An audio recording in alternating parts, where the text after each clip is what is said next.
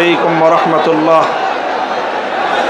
الحمد لله رب العالمين والصلاة والسلام على سيد الأنبياء والمرسلين وعلى آله وأصحابه ومن تبعهم ودعا بدعوتهم إلى يوم الدين. أما بعد، أعوذ بالله من الشيطان الرجيم.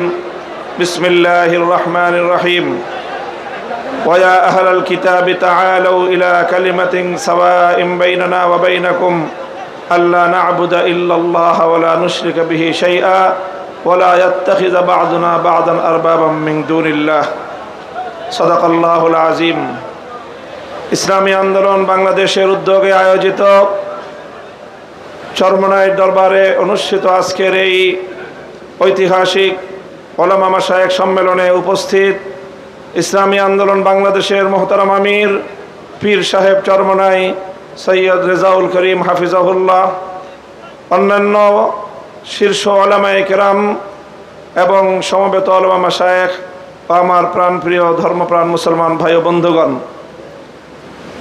সংক্ষিপ্ত পরিসরে কয়েকটি কথা আজকের বাংলাদেশের বিশেষত জাতীয় রাজনৈতিক প্রেক্ষাপটে ওলামায়ে কেরামের সামনে এক ঐতিহাসিক সুযোগ এসেছে এবং সুযোগ আসার কারণে তাদের কাঁধে ঐতিহাসিক জিম্মাদারি এবং দায়িত্ব বর্তেছে। আমরা যদি আজকের এই প্রেক্ষাপটে আমাদের দায়িত্ব পালনে ব্যর্থ হই, ইতিহাস আমাদেরকে ক্ষমা করবে না।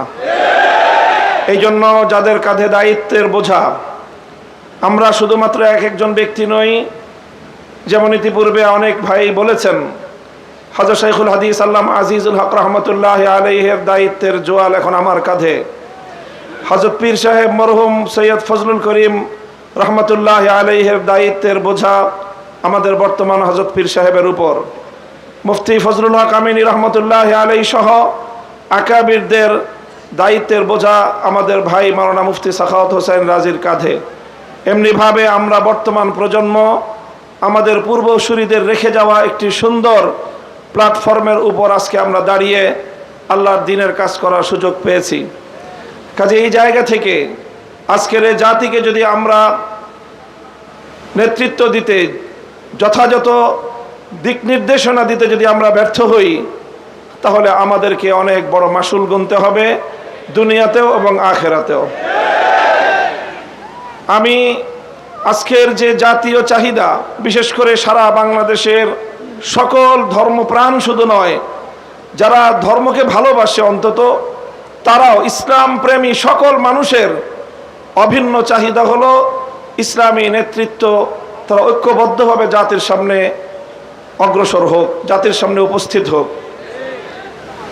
আমি আমার দীর্ঘ যে পর্যবেক্ষণ বাংলাদেশের ধর্মীয় এবং রাজনৈতিক অঙ্গন নিয়ে, সেটা আমি দেখি যে বাংলাদেশে আমরা আলহামদুলিল্লাহ ইসলামিক দৃষ্টিকোণ থেকে আমাদের পার্শ্ববর্তী উপমহাদেশের অন্যান্য দেশের তুলনায় আমরা অনেক সহনশীল একটি জায়গায় রয়েছি।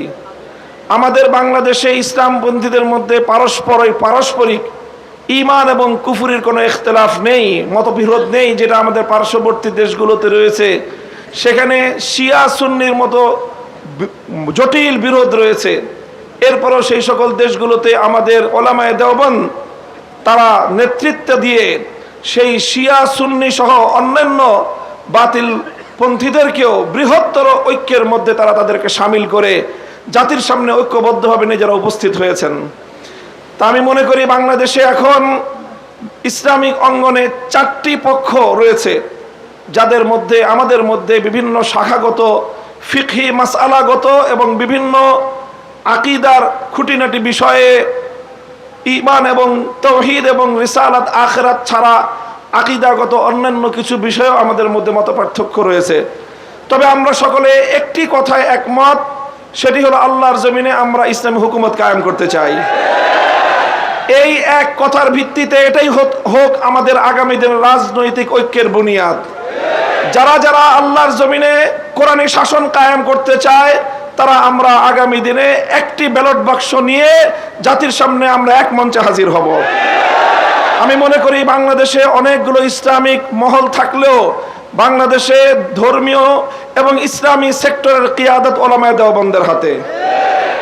এটার মধ্যে কোনো ধরনের দ্বিমত অথবা কোনো সংশয়ের কোনো অবকাশ নেই। বাংলাদেশে যদি 4 লক্ষ মসজিদ থাকে, 3.5 লক্ষ মসজিদের ইমামতের এবং মেম্বারের দায়িত্ব উলামায়ে দেওবন্দের হাতে। কাজেই ধর্মীয় সকল অঙ্গনগুলোকে ঐক্যবদ্ধ করার ঐতিহাসিক দায়িত্ব উলামায়ে দেওবন্দের কাঁধে। আর এ কথা অস্বীকার করার কোনো উপায় নেই। দেওবন্দি উলামায়ে কেরামের সাথে সংশ্লিষ্ট যতগুলো রাজনৈতিক সংগঠন রয়েছে, তার মধ্যে সর্ববৃহৎ রাজনৈতিক সংগঠন ইসলামী আন্দোলন বাংলাদেশ। কাজেই সেই জায়গা থেকে ইসলামী আন্দোলন বাংলাদেশের দায়িত্ব সবচেয়ে বেশি।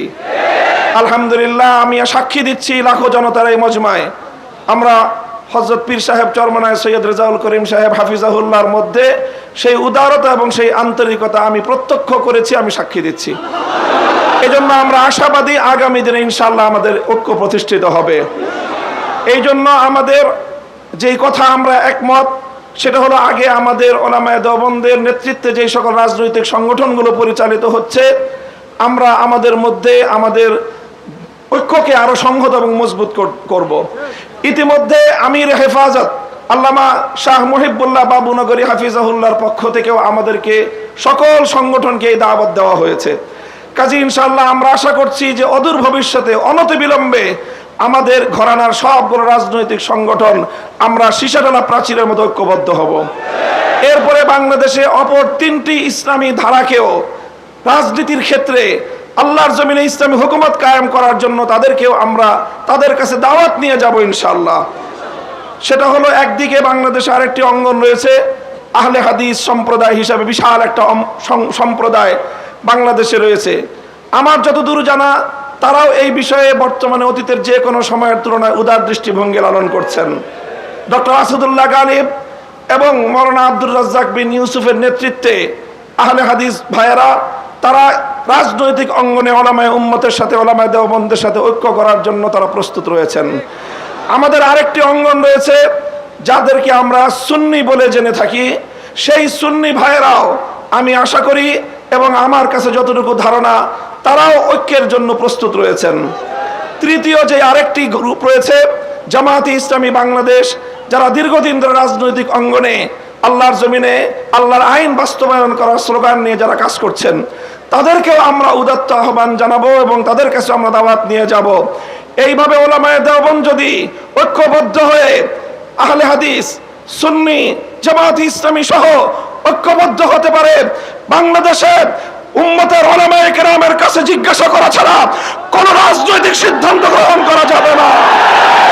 বাংলাদেশ ইনশাআল্লাহ আল্লাহর নিজাম অনুযায়ী চলবে, কোরআনী শাসন বাস্তবায়ন হবে ইনশাআল্লাহ। সেই দিন আমরা দেখতে পাবো, আমাদের হায়াতে, আমাদের জীবদ্দশায় দেখতে পাবো।